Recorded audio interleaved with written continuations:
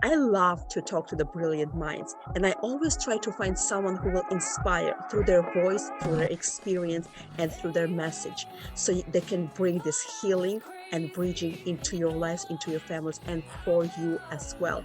And I have a special person again as our guest, return guest, who brings the impact, who shares her legacy and leaves the mark here on earth. And here she is, Natasha Jones. Hi, Natasha, how are you? I'm great. How are you doing today? I am amazing. You are psalmist. You are also prophetess. So please share about yourself, who you are.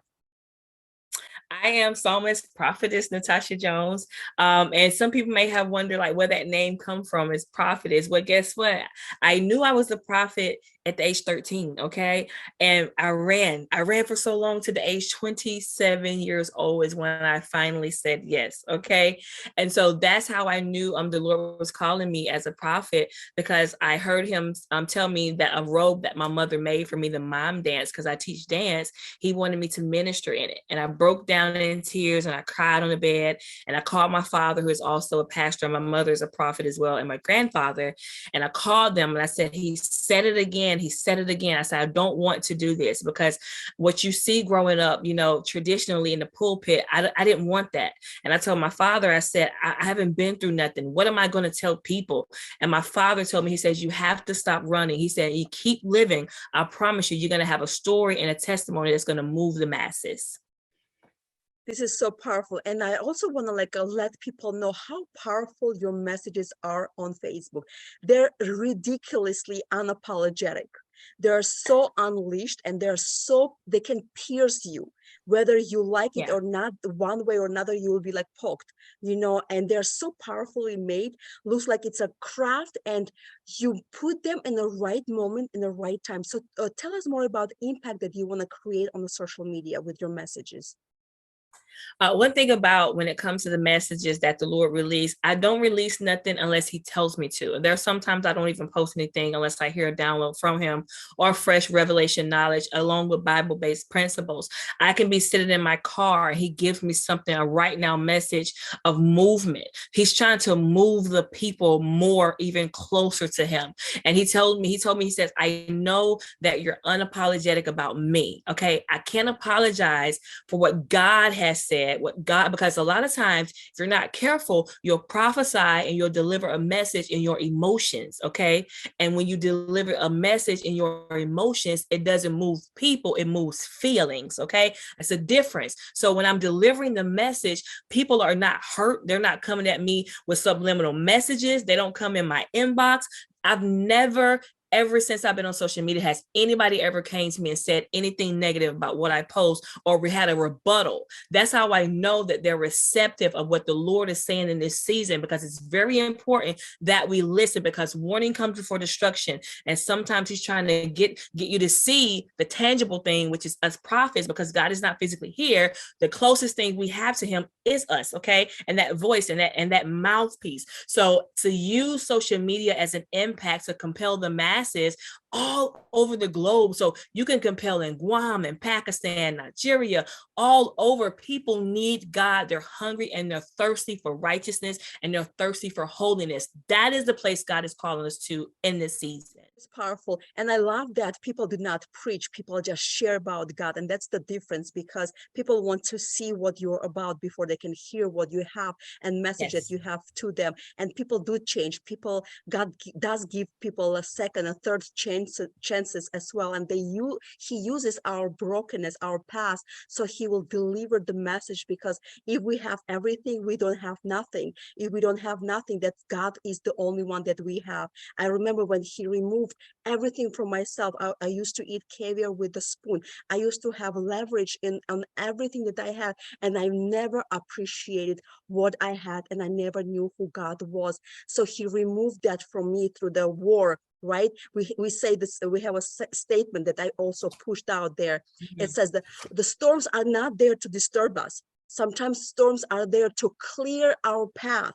So he cleared my path that was mounting before him, so I could not see him. So now I saw him. I saw God. And now he said to me, now you're rich because you don't have nothing. because you have me right now. And that's the only moment that I always tell my kids, don't put your money into your bank, right?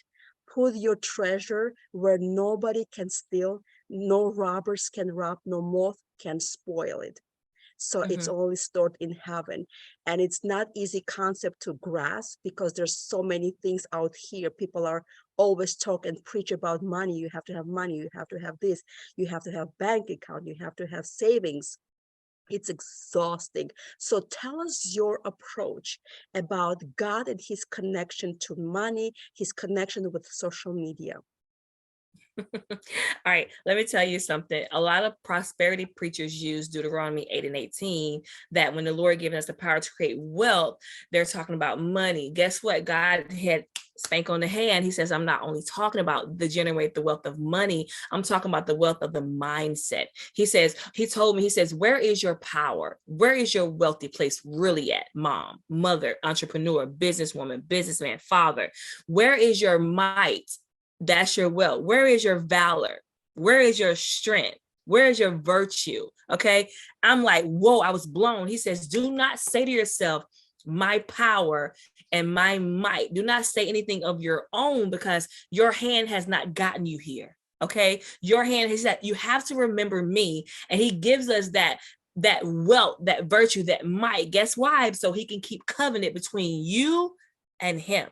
So when God gives you the power to create wealth, he gives you the power to be victorious, to have valor, to have might, to have strength. Because if you lose all of that, you can have all the money in the world and still be broken, still be hurt, still commit suicide, all that kind of stuff. Because guess what? Your wealthy place is empty. You cannot pour from an empty space. Okay. So how rich are you? And we're not talking about money. How rich are you in that wealthy place with him?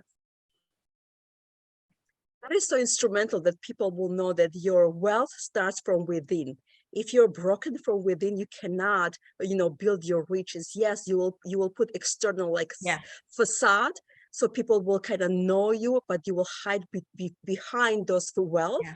But it's not gonna get you anywhere. There's lots of people that I know who are wealthy, who are so unhappy because they have this missing link inside of them. They pile their lives with the riches, with the practical and physical things, but they don't have this joy that can get them through. And that's what we are creating right now, the movement, to let them know that you can be happy, you can be also rich, right? That starts within you. That God doesn't want you to suffer and struggle. And he does use these circumstances to teach us, to strengthen us, to make us stronger, right? And closer to him as well. So tell us more about the impact of social media. So how do you see that social media? Because it did got bloomed big time, right, during pandemic. Yeah.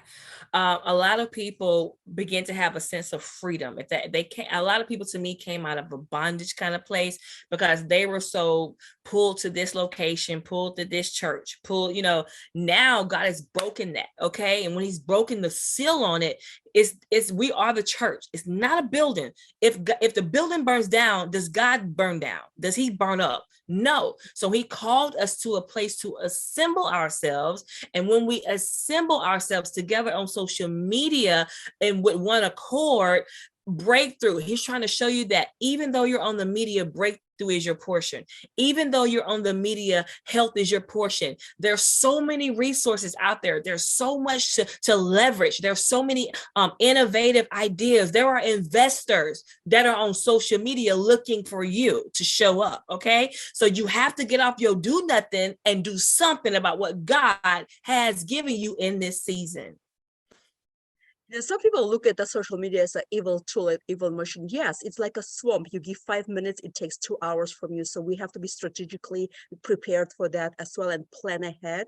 And so it's a powerful tool, could be, like we said, for investors who are looking for someone who will has something to share with them. So I wanted to talk to this, to the parents, to the mothers who are lost, who don't know how to remove their kids from the swamp of the social media, who are draining them in the wrong direction. So give them these tools and the power right now. Well, what I do for my children on Fridays, Saturdays, and Sundays, we don't do social media. Okay. We sit together because the Lord gave me a revelation. He says there is power at the table. I didn't quite know what that meant until I started to bask in it, okay, and meditate. We have a kitchen table for a reason. It's not to be cute, not to be dressed up with fancy napkins and fine, wine or your drinks or whatever you're doing. It's to break bread and to have a conversation. Okay. You will be surprised if you sit down as a mother at the table and serve your kids, because sometimes I act like I'm the restaurant. What do you want to order on the meal? Let me serve you. So my children can know what it is to be served instead of somebody's always taken from them. What it is for a mom to sit down and listen to their thoughts and what they have going on, because every one of my children and your children you're watching, they're different. They don't have the same purpose. They don't have the same destiny. They don't have the same identity. So if you don't slow down enough to know there's power at the table that can break some things, that can have an understanding in your household and bring that peace that you're looking for just by a simple conversation, just by a simple home cooked meal, instead of putting noodles in the microwave all the time with radiation, it's killing us. Sit down and put some love in that meal and make sure your children have what they need mentally, spiritually, and intellectually and emotionally, and watch your household shift like never before. That I absolutely resonate with you. As soon as you start talking about kitchen, table, cooking, this is my forte. This is what I do for my life. And I communicate to them through the love that I put on a table or through the meal. So that's fantastic. So before we forget, we want to say to you, congratulations on becoming a grandma. I think you're going to be a fantastic one, and we want to wish you all the best. And I know that you're going to plant your blessing, from one generation to another, and another generation is going to pass your mark and pass your legacy alongside. So we want to thank you for being with us, Natasha. Continue with your messages unapologetically, and I know you will. Your voice is so powerful and so needed in the social media right now, in this world right now. We want to give you all the blessings, and we will see you next time.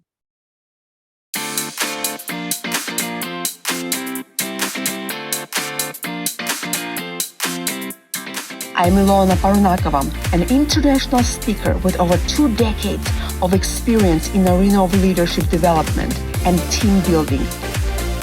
My high energy and ability to unlock the untapped potential in people have made me a highly thought-out speaker for top organizations. My leadership skills and how to have a true champion's mindset allow me to develop and build a winning team and champion over the fear. I am not your mandate typical speaker. I see risks and I go after it.